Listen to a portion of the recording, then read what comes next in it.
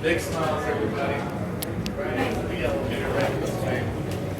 Straight lines across, shoulder to shoulder, facing out. This is Daniel, as John has mentioned, I'll be your power plant tour guide. And right now, this elevator and the one behind us will be descending 537 feet into the heart of Black Canyon. It's about a 54-story building. Traveling at just around 6 miles an hour. Smooth, easy elevator ride right now. It'll take us about 70 seconds to make our destination. First stop, we're going to go into one of the original diversion tunnels from construction. The second stop is the generator room, talk about power generation on the Nevada side. Now, after the first stop, we're going to make our way back into these elevators, go up 33 feet, and we're going to walk into the power plant generator room, where I'll discuss about power generation. Now, you will notice, you will feel pressure as we're descending in elevation. Yawn, swallow, chew some gum if you're chewing gum. But please don't Chevy Chase it in the tunnel. If you've seen the movie Vegas Vacation, you know what I'm talking about. Yes, so don't plug any holes. The water you see running is natural spring water. It is seeping.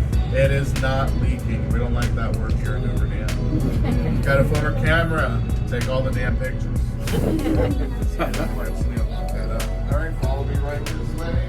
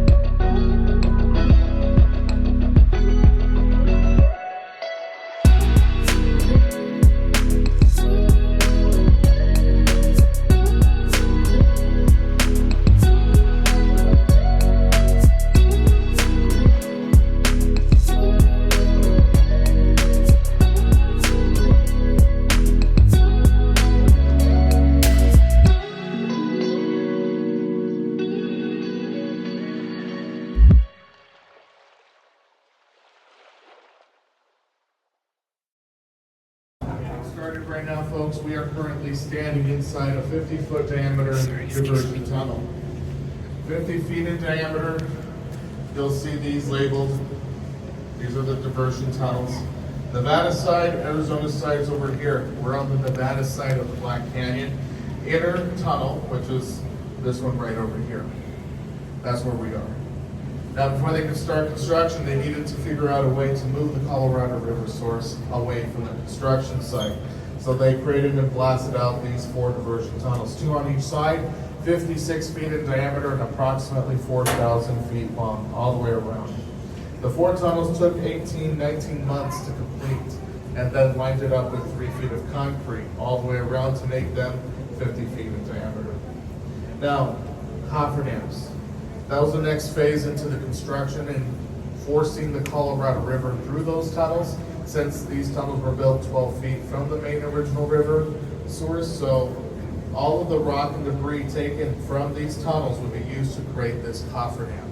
98-foot tall upper dam, and so that was able to force it through, and a 66-foot lower dam built to prevent water from backfilling into the site. With the 2 dams in place, we have the dry empty space now.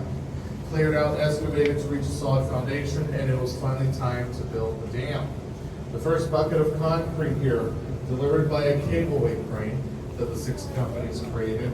They actually made 9 cable-weight crane systems, but some of them were stationary, some of them moved on tracks. And delivering that first bucket on June 6, 1933, that first pour was placed carrying 8 cubic yards or 16 tons of concrete. After that first bucket, the next one would come in, the next 78 seconds to deliver, and they would do that for every 78 seconds, 24 hours a day, 7 days a week, 3 8-hour shifts nonstop for almost 1 week shy of 2 years. Yes, the only 2 days off they had a year was Christmas and Independence Day, and it was optional. Yes, you can come into work that day if you wanted to overtime, but if you called out, you got sick, you didn't show up to work, for any reason you didn't show up to work, your scheduled work day, you were fired. But, because back in the day, there was no Social Security. You could actually reapply again using a different name. Yes, that's how you got back to work. And some actually were pretty smart and actually had 2 identities, so that way after one shift was done, you do the next shift. Yes, wow. So work 2 8-hour shifts. Don't know why you wouldn't want to do that, especially in a place we call the desert here. Now, the first thing after they finished the dam was to start the creation of the lake. In order to do that and to create the lake, we've got to close off the tunnels. 3 million pound steel doors closing off the entrance of the tunnels. They only shut down these 3 here, and then after that they added these plugs, 125-foot concrete diversion tunnel plugs. So these 3 are closed off. This one remains open temporarily. They got to deliver that water downstream for California. Once the lake was high enough to reach these 4 intake towers behind the Hoover Dam, that's when they finally closed the last tunnel, destroyed, blasted out the lower coffer dam. The upper coffer dam still remains underwater to this day. The engineers decided we don't want to waste any time, money, or the resources on destroying this, so let's just let the water fill over the top. That's what they did, essentially. Now, the water flows in through these 4 intakes through large pipes. These are called penstock pipes, 30-foot diameter, boiler steel plate pipes, straight 1/4 inch steel plate pipes. Looking out the window on this side, you get a really good view of the penstocks. Essentially, standing on top of them, you can feel some movement underneath your feet. Water flows through this pipe and travel up to 96,000 gallons of water per second. So yeah, it's a lot of water flowing through. That's enough water essential to fill an Olympic-sized swimming pool in under 7 seconds. Yeah, so that's a lot of water. But after that, you got smaller pipes branching off, leading down to the generator's turbine. You can see the pipes are 13-foot diameter penstocks, narrowed down to an 8-foot diameter pipe. The water is going to reach top speed anywhere from 48 to 50 miles an hour. That's going to hit the generator's turbine. From there, the water exits out back to the river source. Lastly, spillways. 2 emergency overflows. Spillways are built for flood control. Emergency use only. We never want to use them. Twice ever in history, 1941 was the first test, and that was it. After the first test, they didn't want to ever use them again because it did erode out the concrete of the original tunnel, so they had to repair it. Second time they actually had to use it, 1983 flood event. Snowpack levels were very high, very great the winter before. All the lakes are 100% capacity. So what happens? El Nino year comes in, July and August. Rain, storms came in, melting the snow very rapidly. Traveling downstream fills up the lake an extra 4 feet from the top of the dam. And so water is going over the spillways around the dam for 63 consecutive days nonstop. This is why we never want the lakes at 100% capacity. That's our flood stage levels. And with that major water surge coming in, yeah, that's definitely not where we want to be. So folks, that's going to conclude this portion of the tour. Our next location, the generator room. Follow me, stay on the right.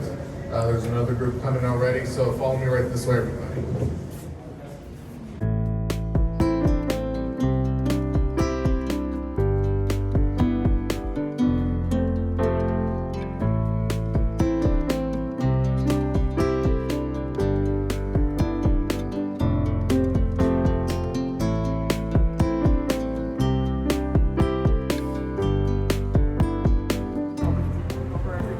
All right, folks, 32 feet in 6 seconds. Here we go. 6, 5, 4, 3, 2, 1. What's it take to impress you guys? Follow me.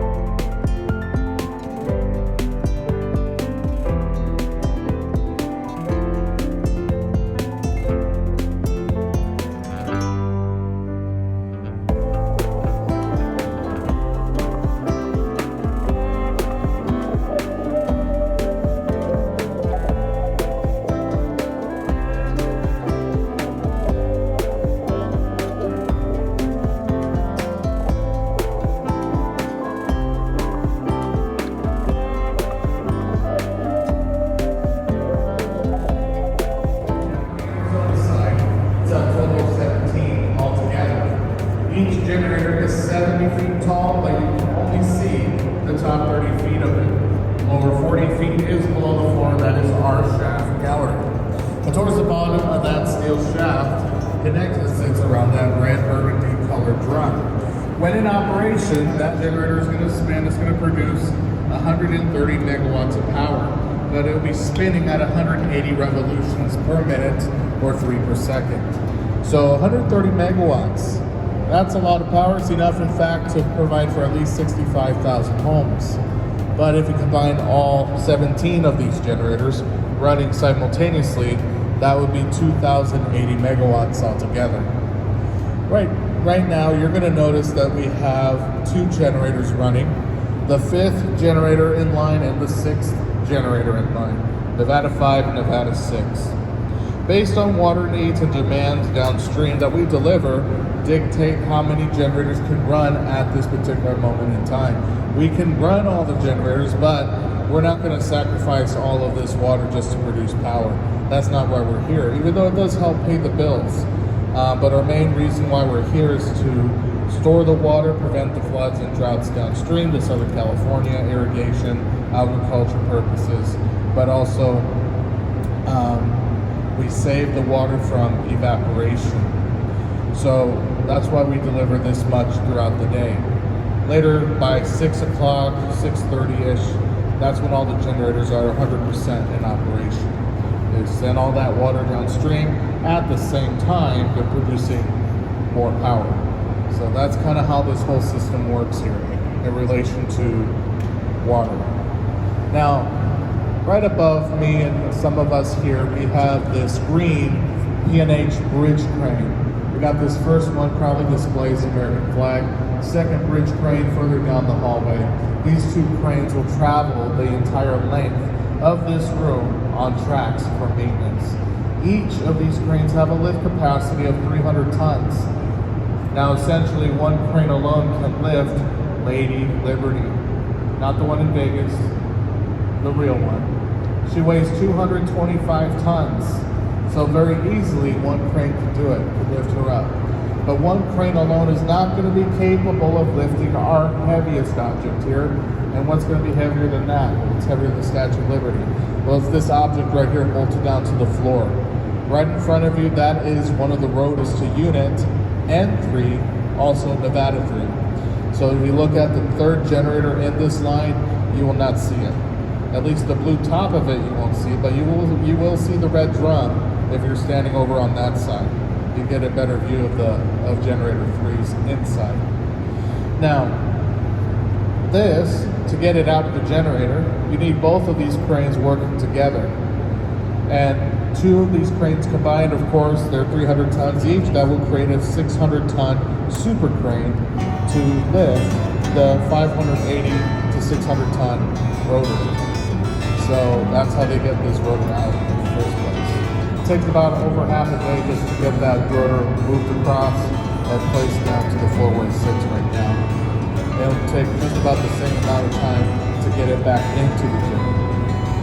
Now, taking a look over here to my right, facing this large concrete wall back over here, you're now looking at the direction of Lake Mead.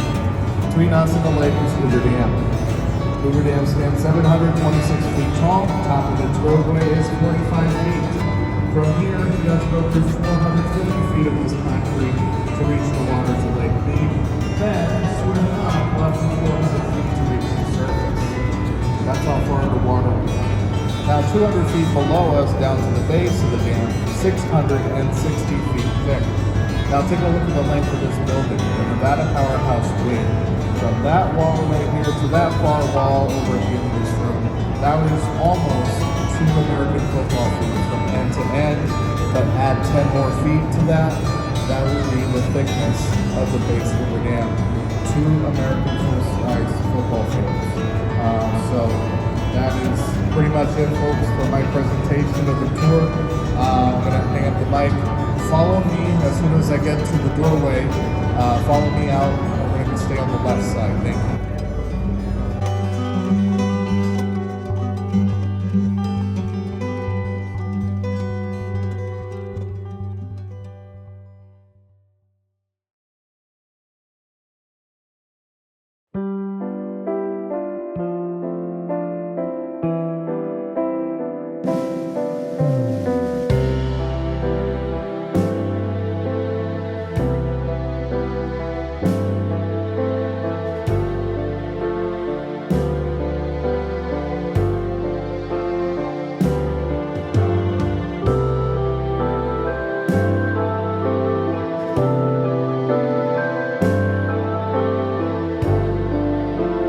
Thank you.